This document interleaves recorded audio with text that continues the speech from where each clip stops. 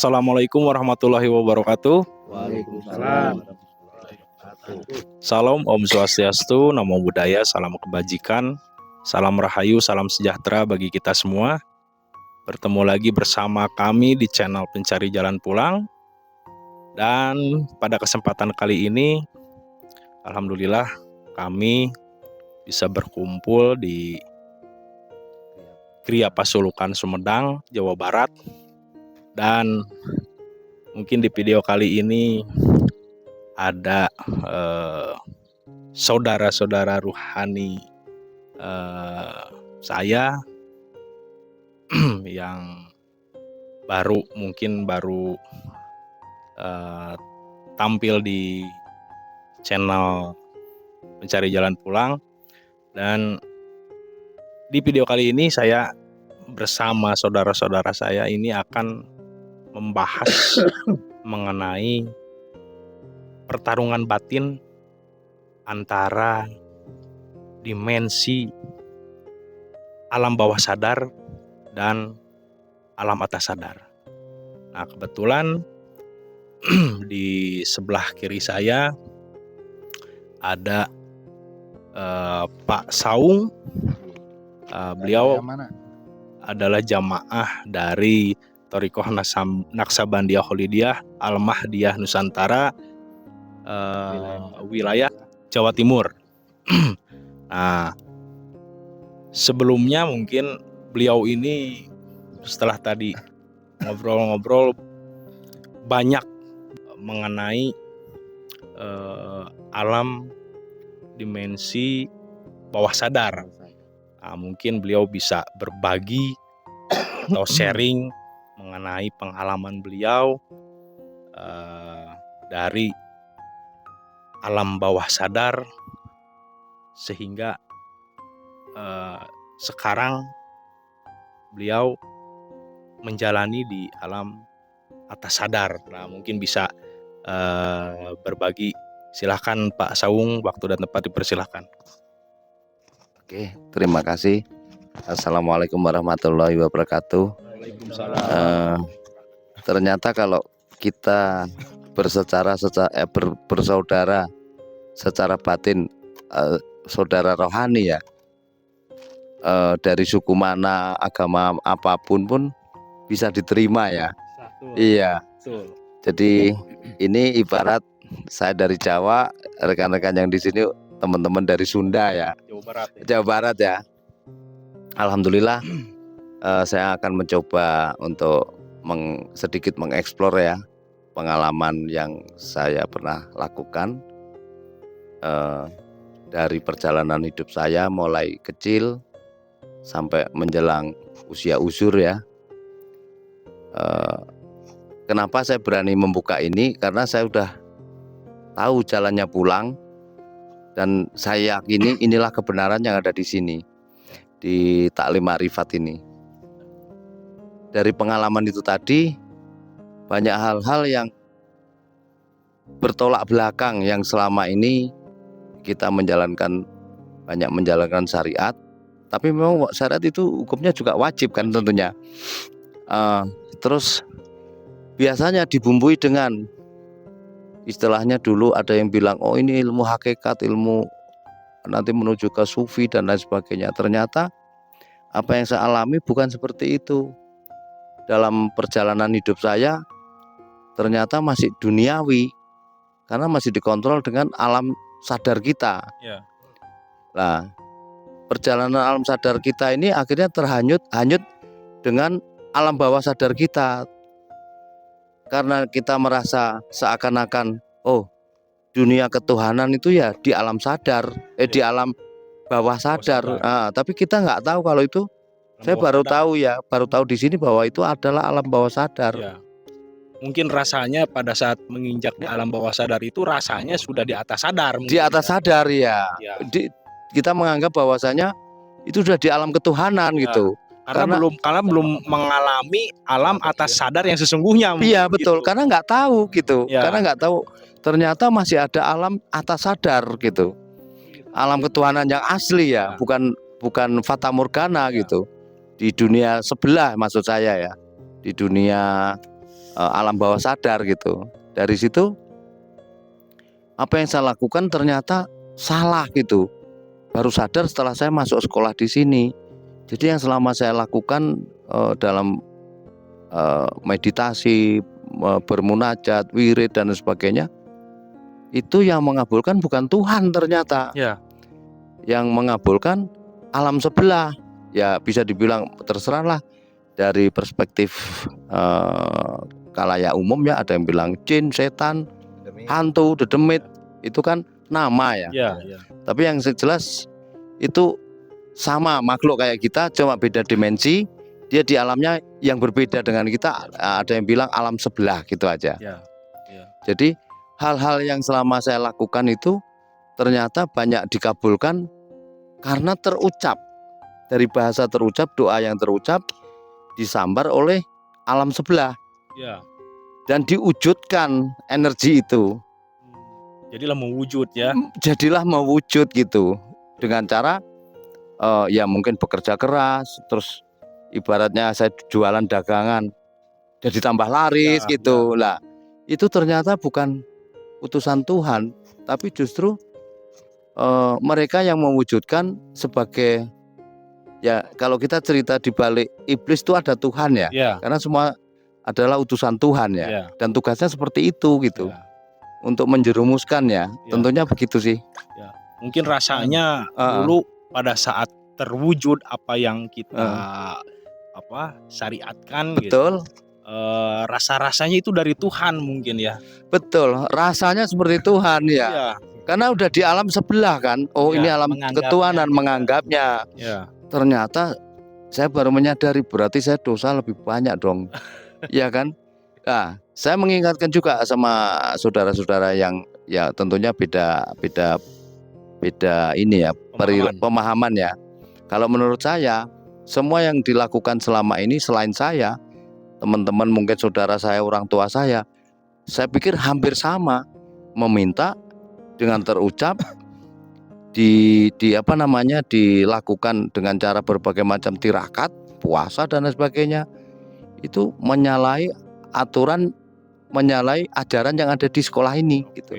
Ya, tadi kan Pak Saung ya menceritakan pengalaman pada saat di alam bawah sadar. Nah, mungkin sekarang bagaimana gitu pengalamannya semenjak belajar atau menjalani di adaptasi di tarekat ini gitu. Oke, saya coba. Ini saya juga baru belajar di sini ya, jadi dibilang kalau saya ada salah mohon diluruskan ya. Sama-sama belajar kan ya. Tapi kan ada yang baru masuk. Saya baru masuk hitungan masih belum genap 10 jari lah hitungannya. Saya mencoba menjabarkan apa yang saya rasakan setelah saya beranjak keluar dari hijabnya alam bawah sadar. Saya kembali ke alam sadar dan saya tingkatkan lagi untuk menuju ke alam atas sadar. Alamnya yang maha roh ya. Betul. Karena kita alam rohani. Betul. Dari situ yang saya rasakan bahwasanya perbedaan itu jauh sekali.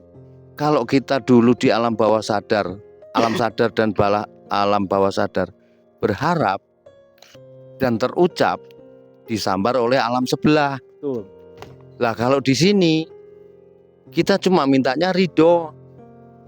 Tidak boleh alam sadar kita naikkan untuk meminta.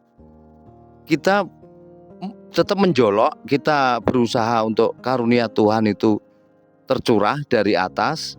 Bagaimana caranya? Ya, karena saya juga belajar di sini belum lama, hitungan jari belum genap.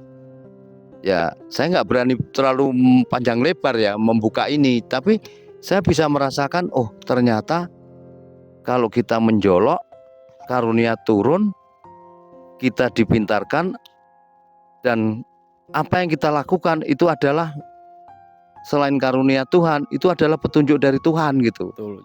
Jadi mungkin pada saat dulu di alam bawah sadar, akal kita masih bisa mengendalikan. Gitu, kan? Betul. Tapi sekarang setelah belajar Heeh, untuk menaikkan kesadaran, kesadaran. ternyata akal kita sudah nggak bisa jalan gitu ya, Iya, nggak bisa ibaratnya mengendalikan, Harus dilumpuhkan. harus dilumpuhkan. dilumpuhkan. Nah, itu sama dengan ini. Dulu kami berprasangka ya, saya berprasangka berpikiran bahwasanya jika kita melihat Tuhan, perwujudan Tuhan yang sebenarnya itu akan musnah kita. Itu nggak tahu di Quran atau di apa ya? Ya, Ada ya? ada. Lah bayangan saya berarti kalau saya melihat wujud Tuhan, karena beliau yang maha segalanya, tubuh saya hancur lebur. Ternyata setelah saya belajar di sini, di sekolah ini, yang dileburkan, yang dimatikan itu adalah akal kita. Supaya apa? Yang di sini rohnya bisa menembus alam ketuhanan tadi, alam maha roh tadi. Itu setelah saya tahu di sini loh ya. Jadi oh ini pas ya. Makanya pada saat saya di alam bawah sadar belajar di sana, saya anggap bahwasanya alam kosong, alam suwung ya, itu tanpa batas ruang dan waktu. Jadi ibarat jagat ini tidak ada batasnya. Lah terus saya ketemu Tuhan di mana? Lah Tuhan kalau kau lihat, kau akan lebur. Oh berarti ya sudah sampai di sini gitu. Setelah saya masuk di sini, ternyata beda.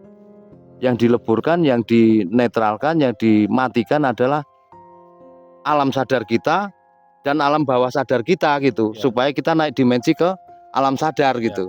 Itu sih dari saya. Jadi kalau di alam bawah sadar mungkin lebih dominasi akal kita mungkin Akal kita yang bekerja. ya. Kalau kita belajar untuk menaikkan kesadaran, adaptasi di sekolah ini lebih kepada mendominasi kepada rohani kita, Rohani mungkin ya, kita. sisi kolbu kita mungkin ya. Betul. Kalau dianalogikan seperti anak kecil yang baru lahir itu, Betul. ruhnya masih bersih, masih Bersih suci. ya, betul.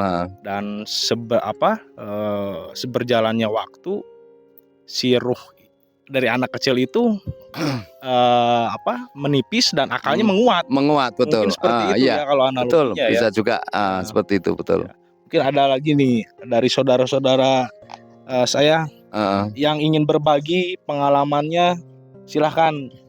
Ada Pak Okiw. Ya, terima kasih Bang. Pengalaman saya di sini ya saya setuju. Kita itu harus mengosongkan diri, merendahkan diri setelah masuk sekolah ini ya. Karena dengan kesombongan akal, dengan ujub dengan apa yang kita punya itu nggak berlaku di sini. Kita nggak akan dapat apa-apa selain hanya benturan. Jadi kalau misalnya kita mau mengawali sekolah di sini, ya buanglah semua itu. Gitu. Kita tidak membawa apa-apa dan kita tidak punya apa-apa. Not belonging, nggak ada harap. Aja seperti anak kecil itu. Ya. Nah, ya namanya anak kecil kalau nggak ada yang bimbing ya bisa kemana aja. Betul. Bisa seperti itu. Mungkin semuanya bisa menganalogikan sendiri, bisa menerjemahkan sendiri maksudnya seperti itu. Mungkin itu aja dulu gitu. Ya, baik. Terima kasih Pak Okiw. Jadi untuk belajar gitu menaikkan kesadaran itu perlu sekali ya guru pembimbing ya. Jangankan ke alam atas sadar, ke bawah, ke alam bawah sadar juga mungkin ada pembimbingnya gitu ya, Pak Saung ya. Betul. Ya, mungkin di sini Bang Teja ingin menambahkan, silahkan Bang Teja. Dengar dari yang disampaikan oleh Pak Saung, oleh Pak Okiw. Jadi setidaknya bisa saya simpulkan gitu kan, untuk beranjak ke alam atas sadar, ke dimensi yang lebih tinggi, ke dimensi kerohanian, ke dimensi Tuhan, ternyata kita harus meniadakan diri kita. Meniadakan diri kita sampai kita ya fana lah gitu maksudnya. Yang semula di alam bawah sadar itu subjektivitas kita itu hidup ada itu kan, bahkan bisa mengontrol di alam bawah sadar itu apa maunya kita, apa kehendak kita bisa mengontrol gitu kan. Kesadaran akal kita itu waktu di alam bawah sadar itu kita bisa mengontrol bagi pemain gitulah ya. Mungkin seperti itu. Tapi di alam atas sadar kita tidak bisa mengontrolnya. Ya seperti yang guru kita sampaikan bahwa bedanya di alam bawah sadar atas sadar itu, kalau di alam atas zikir di alam atas sadar itu kita gak bisa memesan, Akal Gitu. kita lumpuh malah ya. kita yang menjadi mainan lah, kalau itu kita yang jadi wayang gitu Ya. kan. Kalau di alam bawah sadar itu kita bisa menentukan itu target operasi kita tuh mau gini gini. Orang ini mau ini ceritakan orang ini gini. Tapi kalau di alam atas sadar Kebalik. kebalik gitu kan. Kita yang malah dibawa-bawa gitu kan, Ya. malah diikutkan gitu kemana, dibimbing gitu kan. Dan ternyata untuk bisa memasuki ke alam atas sadar tersebut kita butuh trainer gitu. Ya. Kita butuh pelatih. Betul. Supaya kita juga gak jatuh kemana-mana gitu, gak belok kemana-mana. Tentunya pelatih yang sudah berpengalaman di bidang itu ya. Ya sudah menguasai di dimensi itu, karena dimensi yang baru itu harus adaptasi lagi. Betul.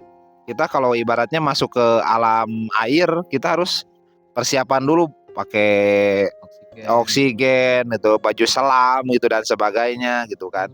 Nah di situ kalau kita gak ada pembimbing, nanti disangka naik ke atas sadar malah turun gitu kan. Makanya kata Nabi, bersertalah dengan Allah. Jika belum bisa berserta dengan Allah, bersertalah dengan orang yang telah berserta dengan Allah gitu kan.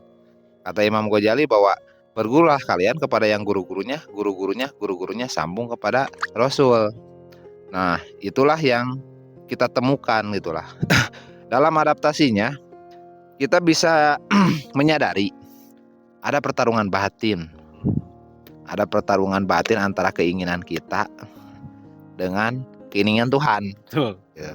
Nah itulah sebenarnya intinya dalam sekolah ini. Kita itu harus intinya kita itu melawan diri sendiri sebenarnya gitu kan. Isinya itu gitu kan. Apa yang menjadi keinginan apa-apa jangan dikuatkan di situ gitu kan. Kita hanya murni menjolok rahmat dan ridhonya. Sementara kan kita belum tahu barangnya. Ya. Rahmat itu apa gitu kan. Tapi setelah kita beradaptasi terus belajar di sini, kita tahu barangnya apa gitu. Ya. Sehingga dengan kita dapat itu, ternyata semuanya dapat gitu. Betul. Dengan dapat rahmatnya itu ada rezeki, kesehatan, apa dan sebagainya lah, semuanya dapat Ya, gitu. semua. Include gitu, ilmu gitu kan. Yang paling tinggi sih menurut saya ilmu, kesadaran, kepahaman gitu kan. Mungkin itulah yang saya sampaikan. Coba barangkali ada yang lain. Silakan. Selamat kasih. Tadi judulnya apa Bang Denny?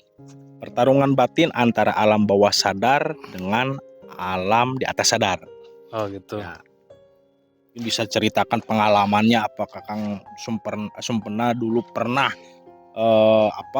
berpengalaman atau mengalami di alam bawah sadar dan sekarang belajar untuk naik dimensi ke alam atas sadar. Oh gitu. Bebas lah di sini. Ya mungkin ngomong kalau apa aja misalnya pengalaman di infra semacam kekeramatan, kesaktian, ya gitu sih saya nggak pernah gitu ya. Ya. Belum pernah. Cuman kan infra kan luas gitu ya, metafisika infra kan luas. Mungkin keinginan dan nafsu juga kan adanya di alam infra gitu. Ya. Nafsu kebinatangan, nafsu hewan. Nah semacam itu.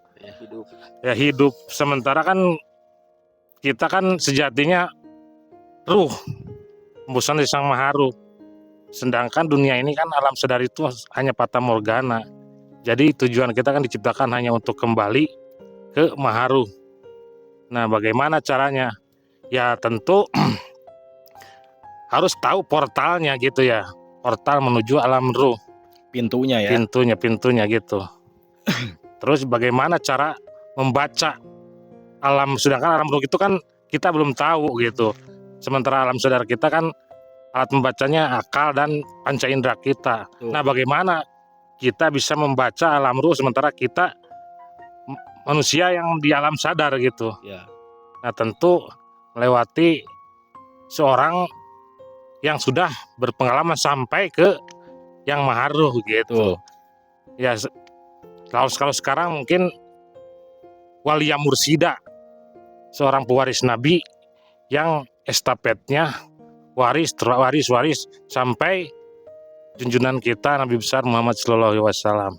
Nah, sama gitu. seperti yang tadi Bang Teja katakan ya, Iya, dari Imam Al-Ghazali, iya betul. yang gurunya tersambung akan Rasulullah Muhammad Iya. gitu ya. Karena isinya sama itu juga, Sama, ya. nur Allah sendiri gitu. Ya. Nah, keterkaitan dengan perang batin antara alam infra dan alam apa namanya atas gitu. Ya, kalau kita sudah bersambung berbaiat sama Walia Mursida, otomatis kita itu ada sambungan nur. Jadi semacam kalau kita analogikan semacam kita punya tali gitu ya. Jadi kita terbimbing akan tali itu. Jadi kita akan apa namanya? Gak mungkin tersesat gitu. Soalnya kan ada pegangan gitu, ada Yang pembimbing gitu. Yang penting bagaimana caranya atau pintar-pintar kita berpegang erat-erat ke tali gitu, itu ya. Semacam begitulah. Nah mungkin begitulah pengalaman saya. Mungkin ada yang bisa. Ya, terima kasih Kang Sumpena. Mungkin ada lagi dari Pak Aden. Silakan Pak Aden. Bisa berbagi pengalamannya. Ada yang ingin disaringkan, silakan Pak Aden. Ya, Assalamualaikum warahmatullahi wabarakatuh. Waalaikumsalam. Mungkin saya akan menceritakan dari perjalanan saya juga ya. Menyimak dari judul Perang Batin, Infra dan Ultra. Ya. Tapi dengar-dengar sebelumnya katanya Pak Aden tuh mantan dukun ya? Dulu. Oh dulu. Duduk tekun. Oh duduk tekun. Silakan Pak Aden, lanjutkan. Iya, dalam perjalanan kan kadang-kadang saya juga kan suka ngaji, ikut-ikut sama temen kan gitu ya. Nah, kadang-kadang suka dikasih wirid juga sama gurunya kan gitu ya. Nah, setelah saya amati sekarang menyimak, ternyata dulu yang zikir saya lakukan itu larinya ke infra gitu kan, masuk ke alam mediasinya, dikatakan apa ya? Jadi bukan media ketuhanan Pak. Setelah bisa masuk mengetahui di sini, itu infra sadar itu gimana itu Pak Aden? karena kita belum beat, tidak tertanamnya seperti kata Kang Sumpena tadi, tidak tertanamnya nur iman dan nur kitab. Apakah pada saat melakukan ritual zikir itu menemukan apa atau ketemu apa gitu? Pada saat itu saya terus terang saya nggak menemukan apa-apa. Nah, atau apa yang dirasakan gitu? Dirasakan memang ada Keinginan Pak Aden semakin kuatkah atau power, seperti memang apa? saya rasakan gitu. Cuman pada saat itu saya nggak ngerti gitu power dari mana kan gitu, sumbernya dari mana. Sedangkan saya berzikir itu pada saat itu saya belum mengenal Tuhan. Cuman merasa aja. Iya, jadi saya lakukan aja gitu kan. Jadi pada saat zikir yang diingat Pak Aden itu apa? Kalau nggak salah Kalimah, kan kalimah. kalimah saya baca Lafaz. terus gitu kan. Cuman kemana arahnya saya belum tahu pada saat Belum itu, gitu kan. Betul. Nah, kenapa saya bilang larinya ke infra? Karena kan yang saya tuju itu kan nggak jelas. Kalau kata Pak Sawung itu bilang, ketika doa dipanjatkan, dikeluarkan, itu ada yang nyamber dari alam sebelah. Ya. Gitu ya Pak Sawung ya. Iya. Tapi saya pernah Nah. dengar ya ada pengalaman dari orang yang bermain atau belajar seperti yang Pak Aden alami, tapi tidak ada pembimbingnya, dia tuh impact-nya atau akibatnya gila gitu. Saya pernah dengar. Pernah dengar gitu Pernah kan? dengar. Nah, mungkin dari pengalaman seperti itu juga mungkin ya. Bisa jadi, Pak. Tapi untungnya Pak Aden nggak gila ya. Nggak gila. Malah tambah Walaupun gila. dulu ada gurunya saya. Malah sini tambah gila ya. Asap ke dia begini lo. Lang ling. Sekarang gila sama Tuhan tambah. Ya, sekarang gilanya sama Tuhan. Ya, betul. Rumah gilanya di bawah sadarnya sekarang gilanya. Nah itu. Abnormal. Sebetulnya tekniknya dulu juga sama. Jadi mematikan panca indera itu kan untuk memasuki dimensi luar syariat kan gitu. Cuman karena pada saat itu kita belum ada yang ngebimbing. Artinya dari hasil ditanamkannya nur Quran dan nur kitab dan nur iman. Tapi kalau ketika sekarang udah nggak takut lagi. Ya. Ya. Di samping kita sudah mengenal Tuhannya, kan gitu ya. Kita sudah diberikan unsur mutlak, Pak. Jadi ketika kita mematikan panca indera kita, gitu kan, melakukan zikir, otomatis kita akan naik, Pak. Dimensi naik, kesadaran kita naik. Nah, yang istilahnya kata Nabi Muhammad itu dulu adalah mi'raj, Pak. Terus dilakukan terus, gitu. Ada istilah kan, jalan Shirathul Mustaqim itu seperti titian rambut di belah 7, Ya. kan gitu ya. Memang sulit gitu. Tapi kalau kita tahu tekniknya itu akan mudah. Dan kita memang selalu dimenangkan karena kenapa? Ada yang membimbing itu. Unsur mutlak yang telah ditanamkan ke kita. Ya. Jadi kita ketika masuk di sekolah ini nggak perlu khawatir lagi kemana-mana. Kita pasti akan sampai kepada yang maha mutlak. Ya. Tergantung dari diri kitanya istiqomah enggak melakukannya, kan betul. begitunya, Pak. Ya. Kalau nggak istiqomah yang akan berbuah. Betul. Kembali lagi kepada kita. Gitu. Tapi gini, Ya gimana? karena keyakinan tadi ya, akul yakin ya. Betul, aku Ah. yakin. Apakah dalam perjalanan itu tidak merasa seperti kehilangan atau udah siapkah saya meninggalkan dunia dan seisinya itu, Pak? Termasuk mati ya tentunya ya. Betul. Karena itu kan berat juga ya. Bagi saya juga belajar ini ya. Monggo mungkin bisa dijawab. Baik. Ya, sudah siapkah kita meninggalkan duniawi bahkan kematian? Kan gitu. Karena kita tidak boleh berharap kan Betul. duniawi ya. Nah, ini betul. Pak, Gimana? sebetulnya bagaimana kita memaknainya, ya kan? Kita nggak boleh berharap, betul Pak ya. Tapi ada keterangan Nabi, bila kita mengejar akhirat maka dunia akan mengikuti. Lalu apa yang kita mesti lakukan lagi? Ya, kalau Bapak yakin lakukan Pak, ajar akhiratmu, duniamu akan mengikuti. Gitu. Jadi apa yang mesti diharap lagi kok? Kita udah ngajar akhirat sudah dipenuhi, kan begitu ya?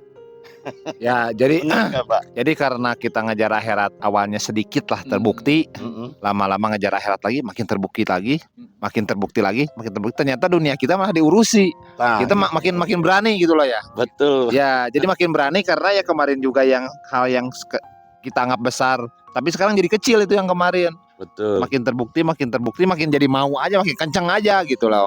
Itu ya Pak Aden. Betul Pak, maksud saya ke situ. Gitu. Jadi kembali lagi kepada diri kitanya. Bagaimana kita memaknai arti kata tersebut. Gitu. Kita meninggalkan dunia, bahkan kematian. Ya, kita jangan pendek berpikirnya. Ada ayat lagi yang seperti tadi saya katakan. Kejarlah akhiratmu apa, maka dunia mengikutinya. Itu Pak, jadi istilahnya jawaban saya apa yang tadi Pak Saung tanyakan itu Pak. Karena fenomena sekarang ini kan gini Pak Den. Ya. Pada umumnya ya kita ngomong, orang itu takut meninggalkan dunia, apa yang dia senangi gitu kan. Betul. Kita kejar sampai ibaratnya setinggi langit, ibarat sedalam lautan. Betul. Untuk mencapai itu kan, ya mungkin ada yang bilang oh cita-cita lah, mungkin oh ini karunia lah, oh ini mendapatkan barokah mungkin dari Tuhan itu. Betul. Lah setelah kita belajar di ilmu ini, saya juga belajar ya. Saya juga belum lama di sini. Kan berarti harus meninggalkan segala sesuatu yang menjadi kesenangan kita, harapan kita. Betul. Berat loh rasanya Pak, tentunya. Ya. Kembali Iya, lagi, berat, Pak. betul. Ya kita sharing Pak ya. Iya. Kita sharing. Sahabat Nabi, Pak, berjuangnya habis-habisan. Baik harta, tenaga, pikiran. Betul nggak Pak? Betul. Ada yang nggak yang sengsara? Itu Pak contohnya. Iya. Betul ya? Betul. Ya kita sama-sama membuka Pak ya. Betul. Sama-sama membuka. Kenapa ada bahasa seperti yang dipertanyakan Pak Saung seperti Iya. itu? Itu hanya membuat ngedown kita Pak. Tapi nyatanya kita enggak kok, enjoy saja. Ya Pak Denny ya. Ya, betul. Ya betul Pak ya. Meskipun Nah, di awalnya rasanya iya. cenyut-cenyut. Masalah istilahnya ubudiyah, berkorban harta, waktu atau tenaga, kembali lagi ke diri kita. Kapasitas kita sampai di mana? Iya kan? Kalau seumpama kita belum berani toh-tohan, gitu kan. Ukur dulu sambil kita meminta lagi, memohon dikuatkan, kan begitu. Kita nggak akan kuat, nggak akan mampu kalau nggak dimampukan. Mungkin Bisa lebih gitu, lebih Gimana itu? mungkin sedikit menambahkan dari apa yang tadi didiskusikan mengenai apa lebih, kalau saya bilangnya cinta dunia takut mati gitu ya, betul, mungkin. betul. Jadi belajar di sini atau adaptasi di sini bukan berarti kita meninggalkan dunia. Betul. Kalau menurut saya, jadi lebih ke dunia boleh kita cari, tapi Dimana? jangan sampai pakai hati. Tetaplah hati kita itu untuk Tuhan itu sendiri gitu. Berarti kita ibaratnya memindahkan seakan-akan dunia milik kita, tapi sekarang kita pindahkan jalurnya dunia punya Tuhan, Tuhan akan beserta kita gitu. Betul. Benar. Kurang lebih seperti Kurang itu. lebih seperti itu, Kurang ya. lebih seperti Kalau itu. menurut saya Nah, begitu. anggap aja kita ini kita dititipi apa ya, dititipi harta benda ibaratnya ya, anak Ya. istri dan harta benda. Kita ini sebagai tukang parkir berarti ya. Benar. Iya kan? Menjaga aja, nggak merasa mempunyai hak untuk memiliki ya. Iya. Betul Apa sekali. begitu? Betul Oh. sekali, Pak Saung. Cuman berapa hektar sulitnya area gimana parkir menyadari bahwa kita itu sebenarnya tukang parkir. Nah, itu yang sulitnya. Kadang kita tuh gengsi gitu. Merasa ini punya Iya, kita aja. Ya, gengsi kita nggak mau dibilang itu gitu. Susah mencapai kesadaran bahwa kita menyadari semua ini hanya titipan, emang susah gitu. Harus ada dimensi yang tinggi dulu baru kita sadar.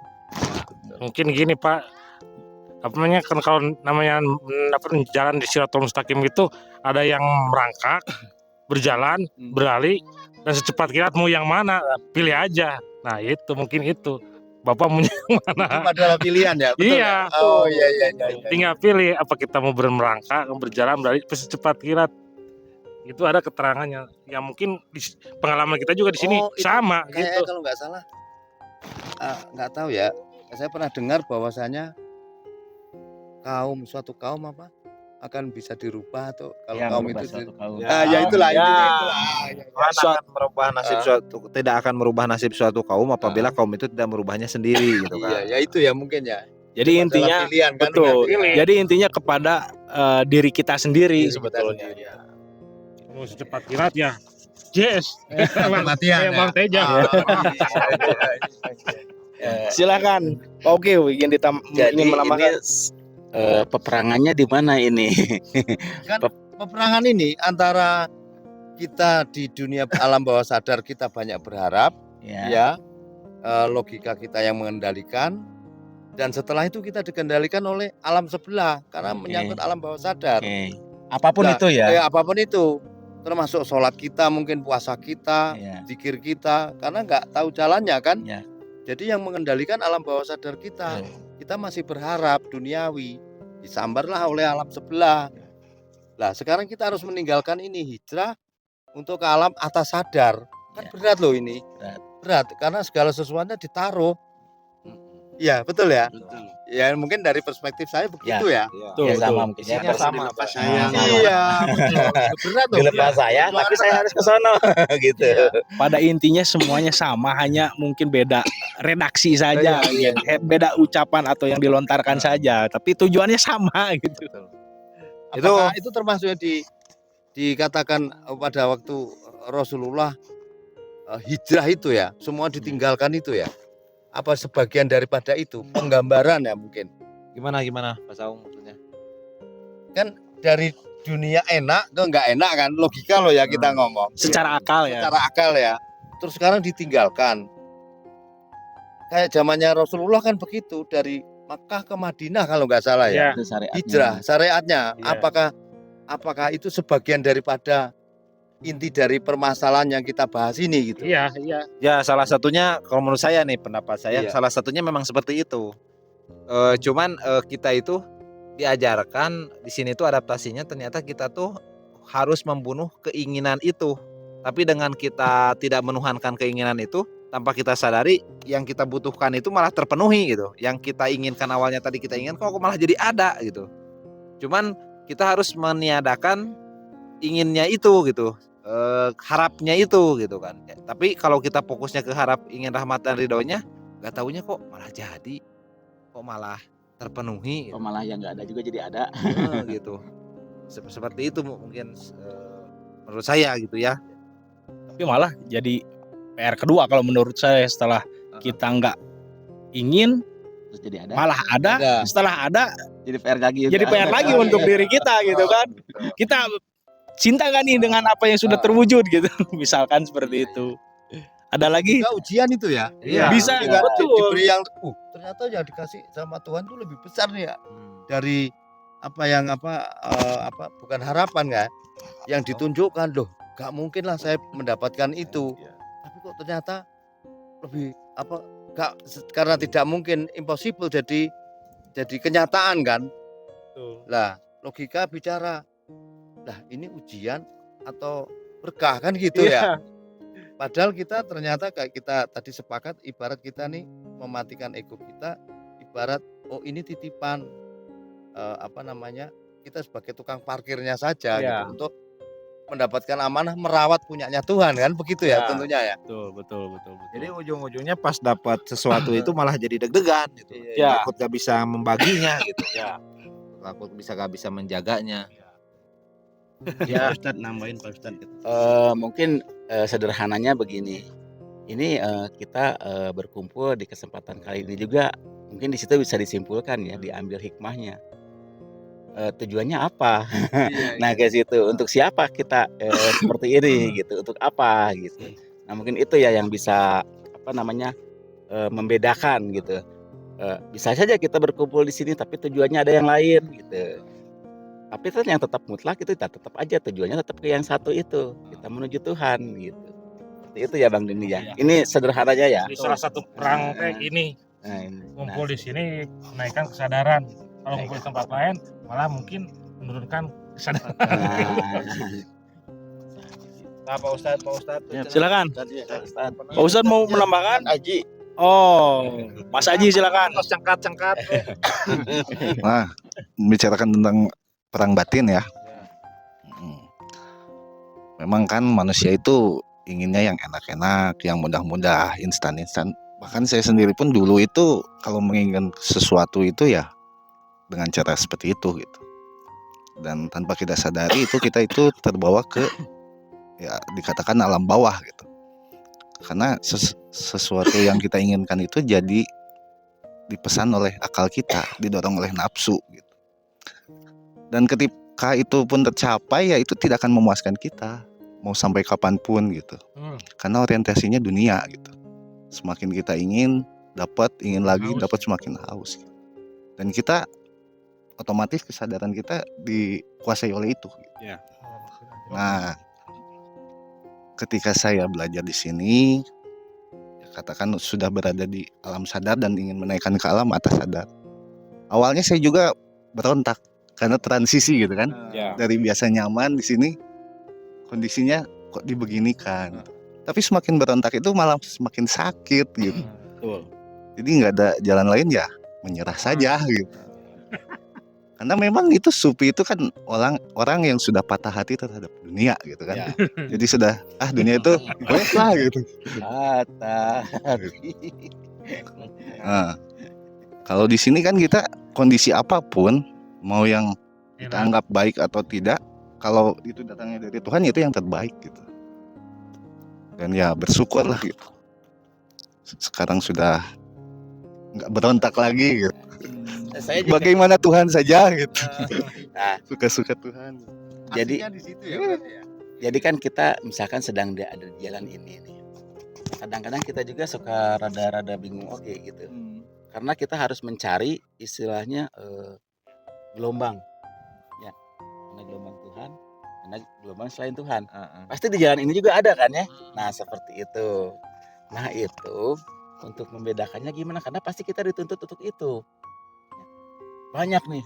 Ini sama-sama perintah nih semuanya gitu ya. Mana nih yang paling itu? Nah, kita bijaksananya bijaksana atau bagaimana? Akal bijaksana masih akal ya mungkin ya. Atau bagaimana itu, Bang? Kalau menurut saya, pendapat saya, pandangan saya, kita bisa tahu itu gelombang Tuhan atau kita itu tahu itu gelombang iblis itu karena kita sering trial and error. Jadi kita tahu karena kita sering salah. Karena kita sering salah berarti kita tahu yang benar. Cuman gimana kita tahu salah kalau kita gak membuktikan dulu gitu. Ini gelombang Tuhan apa gelombang bukan Tuhan? Pas kita meyakini ini Tuhan, tapi kita gak coba terjun dulu pilihan yang itu walaupun salah gitu. Setelah kita coba terjun, oh ini salah ternyata. Oh yang itu. Memang awalnya parameter salah dan benar dari akal dulu. Setelah kita pindah ke cara yang itu, metode yang itu untuk gelombang Tuhan, oh ternyata ini benar. Gak taunya lama-kelamaan ini salah. Nah berarti sebenarnya benar dan salah gak ada ternyata. Benar dan salah Harus jalan juga gitu. ternyata apa parameternya menurut pandangan saya? Vibrasinya berbeda gitu. Setrumnya gitu. Oh iya getarannya beda, yang ini ada getarannya, yang ini juga ada getarannya. Terus kalau dua-duanya ada getaran, mana yang paling bergetar gitu? Ya memang menurut saya ya ini kita karena sering salah, sering ngawur gitu kan. Di sini tuh sering ngawur, sering salah, disangka Tuhan ternyata bukan Tuhan. Tapi karena sering membuktikannya baru. Jadi kuncinya untuk tahu ini Tuhan atau enggak, ya kita harus buktikan dulu gitu. Kata Tuhan ini A, dan menurut kita ini kata iblis ini B gitu kan. Kita coba yang kata Tuhan ini A, oh gak taunya kayak gini rasanya. Pas gini yang kedua ketiganya kita coba yang sebelah kanan, kita coba yang kiri. Jadi tahu gitu kan. Jadi untuk proses belajar itu jangan takut untuk salah ya. Jangan, kan kata guru juga kalian itu kan murid, makomnya murid itu makomnya salah gitu kan. Jadi jangan takut salah. Terus tapi jangan nyari-nyari salah gitu kan. Nah, berarti kan kita sudah diizinkan loh untuk salah gitu loh. Makanya jangan takut salah, tapi bukan nyari-nyari salah juga gitu kan. Karena kita dengan tahu salah, berarti kita tahu yang benar gitu kan. Lama kelamaan benar dan salah gak ada. Nah, itu kan menurut saya ya, jadi ada tahapan sampai benar juga gak ada gitu kan. Awalnya kita salah dan benar, kan salah dan benar parameternya dari akal awalnya. Sesuai ekspektasi atau enggak gitu. Oh itu benar karena sesuai ekspektasi gitu kan. Ternyata kadang Tuhan tuh nyuruh yang berlawanan dengan akal gitu kan. Ya mau gak mau gitu kan. Ternyata disangka disuruh masuk api, ternyata gak membakar api itu. Nah itu yang deg-degannya pada saat kita mau terjunnya, mau eksekusinya gitu kan. Menurut saya seperti itu gitu kan. Boleh Silakan. Ada lagi dari Pak Saung? Dari Tetang? Belum Pak Ustadz? Padimna can turun. Oh. Silakan Pak Ustadz. Tambahan. Perang batin antara dimensi atas sadar dan bawah sadar. Oke, terima kasih. Assalamualaikum warahmatullahi wabarakatuh. Waalaikumsalam warahmatullahi wabarakatuh. Di pembahasan kali ini sudah menarik ya. Temanya pertempuran antara alam bawah sama alam atas sadar. Sebenarnya simpel sih untuk mengatasi itu, perang itu ya.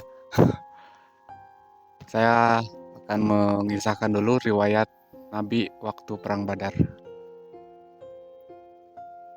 Setelah perang Badar,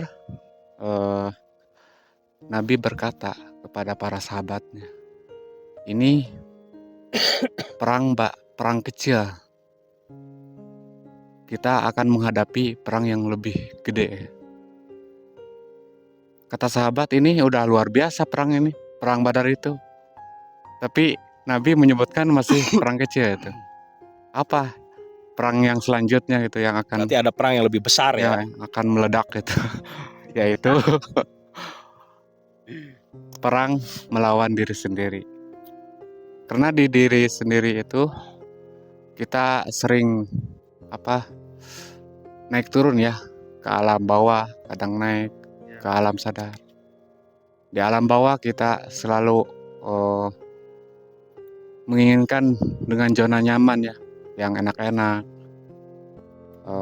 harta yang melimpah, ketenangan, kesuksesan gitu. Nah di tarekat ini yang saya alami itu ternyata bisa dihabisi semua. Alam bawah sadar itu, keinginan, harta, bahkan orang-orang yang dicintai dihabisi. Yaitu dengan cara menjalankan syarat rukun di sini, metodologi di sini, di sekolah ini. Yaitu salah satunya adalah zikrullah. Zikir pembersihan. Nah, zikir itu kan berlapis-lapis, ada zikir sendiri, di sini ada zikir berjamaah, ada zikir yang lebih khusus lagi yang ada di tingkat khalwat ya, tingkat suluk. Di dalam diri kita itu ada berapa titik? Ada 7 titik ya, pembersih itu, nafsu itu. Nah di situ digempurnya sama zikrullah, zikir yang bermetodologi, yang tentunya zikir yang nyambung dengan Allah Subhanahu wa Ta'ala melalui sang pembawa utusan itu, yang disebut waliya mursida atau ulil amri minkum. Nah pengalaman saya di sini begitu ya, saudara. Jadi memerangi alam bawah supaya menang ke alam atas itu dengan cara zikrullah yang bermetodologi. Oke. Terima kasih Pak Ustadz atas penjelasannya. Mungkin berbicara mengenai pertarungan batin antara alam bawah sadar dan alam atas sadar. Kalau menurut saya itu lebih cenderung kepada mengendalikan keinginan. Dan menurut saya keinginan itu tidak mungkin untuk dihilangkan. Iya. Setuju nggak Pak? Iya. Kalau keinginan itu di dalam diri manusia itu tidak mungkin kita hilangkan, tapi lebih kepada kita kendalikan gitu. Betul. Ya sekarang kan kalau manusia tidak ada keinginan itu, kalau menurut saya nggak normal. Justru yang bikin normal itu keinginannya itu. Tapi bagaimana cara kita mengendalikan si keinginan itu sampai halus gitu, sampai betul-betul keinginan itu mutmainah gitu. Mungkin ada lagi yang ingin ditambahkan Pak Saung, Pak Teja? Menanggapi yang kata Bang Denny. Sebenarnya kita tuh dibunuh keinginannya, tapi gimana supaya sebenarnya berkeinginan boleh, tapi gimana supaya keinginan itu sesuai dengan kehendak Tuhan. Nah kita tuh harus Ada bimbingan ya. jadi seperti keinginan itu sudah disetujui oleh Tuhan. Ya. Nah, keinginan itu sudah kita ajukan proposalnya, Tuhan kita ingin ini. Ada legalitasnya. Ada legalitasnya, dilegas dulu sama Tuhan gitu kan. Jadi sebenarnya gak ada yang nggak boleh sebenarnya, Ya. gitu kan. Cuman gimana supaya kita disertai dulu? Makanya kata guru kan berdoalah kepada Tuhan dengan beserta dengan Tuhan.